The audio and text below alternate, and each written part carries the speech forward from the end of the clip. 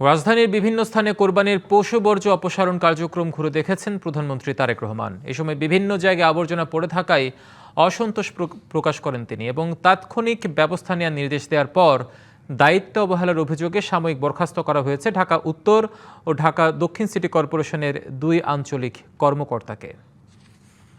বিশ্বাস করি যেহেতু ওয়েদার ভালো আছে, আমরা রাত 2টোর অনেক আগেই পরিষ্কার কার্যক্রম উত্তর সিটি এবং দক্ষিণ সিটি সমাপ্ত করতে পারবে।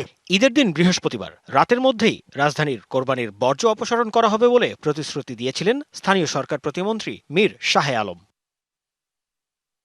তবে শুক্রবারও সেই প্রতিশ্রুতির বাস্তবায়ন না হওয়ার খবর গণমাধ্যমে। এমন পরিস্থিতিতে রাজধানীর বর্জ্য অপসারণের চিত্র সচক্ষে দেখতে বিকাল 4টার দিকে প্রধানমন্ত্রী নিজেই গাড়ি চালিয়ে বিভিন্ন সড়ক ঘুরে দেখেন। ফার্মগেট, কারওয়ান বাজার, এলিফ্যান্ট রোড সহ বেশ কয়েকটি গুরুত্বপূর্ণ পয়েন্টে পশুর আবর্জনা পড়ে থাকায় অসন্তোষ জানান প্রধানমন্ত্রী।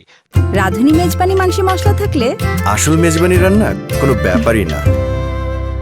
তাৎক্ষণিক ব্যবস্থা নেওয়ার নির্দেশও দেন তারেক রহমান। এর পরিপ্রেক্ষিতে ঢাকা উত্তরের আঞ্চলিক কর্মকর্তা সাদিকুর রহমান ও দক্ষিণের আঞ্চলিক কর্মকর্তা কাজী সালেহ মুস্তানজিরকে সাময়িক বরখাস্ত করা হয়েছে।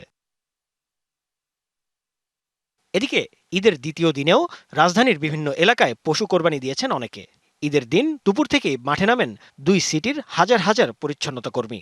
রাত দিন কাজ করে যাচ্ছেন তারা। কালকে আল্লাহ দিলে অনেক ভালো কাম করছি, কষ্ট করছি। আজকে তো আল্লাহ দিলে দেখছেনি কোনো গলিতে আঙ্গ ময়লা নাই, আল্লাহর রহমত। পাশে গলির ভিতরে যা ময়লা ছিল সব বাইর করে ফেলাইছে। জাকারিয়া খান, ডিবিসি নিউজ, ঢাকা।